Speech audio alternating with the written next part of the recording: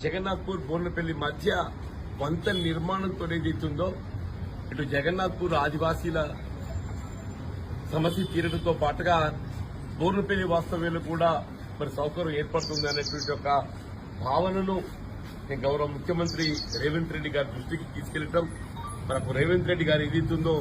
తక్షణమే స్పందించి దానికి కావాల్సిన ఒక అంచనాలు రూపొందింప చేయబడే విధంగా దానికి ఏదైతుందో వంతెన నిర్మాణానికి మనకు 12.5 కోట్లు వచ్చింది. వంతెన నిర్మాణంతో పాటుగా రోడ్డు నిర్మాణం చేస్తేనే కానీ ఏదైతుందో సౌకర్యం పూర్తి స్థాయిలో చేసినట్టు కాదు అన్నట్టుగా భావనతోని ఈ 12.5 కోట్ల వంతెనకి తోడు ఇంకొక 5 కోట్లు దానికి చెత్త చేసి పూర్తి స్థాయిలో బోర్నపల్లి ఏదైతే మనము హైదరాబాద్ పోయే వంతెనకు రోడ్డు కనెక్టివిటీ ఇచ్చే విధంగా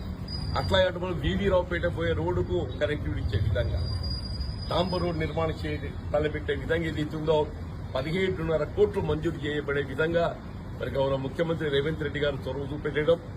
మరి అదృష్టం కొద్ది ఏదైతున్నదో సంబంధిత శాఖ వీళ్ళ గిరిజన శాఖ ఏదైతున్నదో మన జిల్లా వాస్తవుడు అడ్లూరి లక్ష్మణ్ కుమార్ గారికి రావటం మరి అడ్లూరి లక్ష్మణ్ కుమార్ గారు ఏదైతుందో బాధ్యతలు చేపట్టడంతోనే నేను వారి దృష్టికి తీసుకెళ్లి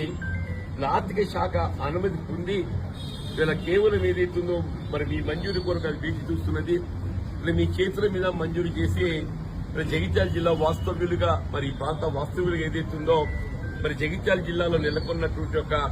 ఈ గిరిజన బిడ్డలు ఆదివాసీల సమస్య పరిష్కారం చేయాలని చెప్పని నేను మిత్రులు లక్ష్మణ్ కుమార్ గారి దృష్టికి తీసుకెళ్లనుకొని వారు వెంటనే అప్పటికప్పుడు నిమిషాల మీద చెప్పంటున్న ఫైల్ తెప్పించి మరి దీన్ని అనుమతి ఉపసంఘటం ఇవాళ 17.5 కోట్లు 21/6 మనకు 25 రోజులని చెప్పంటున్నారు. ఇవాళ వాస్తవంగా నాకు కూడా జీవితం ఏదైతే ప్రజా జీవితంలో మనం ప్రజా సమస్యల పరిష్కారానికి పాటుపడే అవకాశం మనకు రావటం ఒక విధంగా అదృష్టంగా భావించాలి.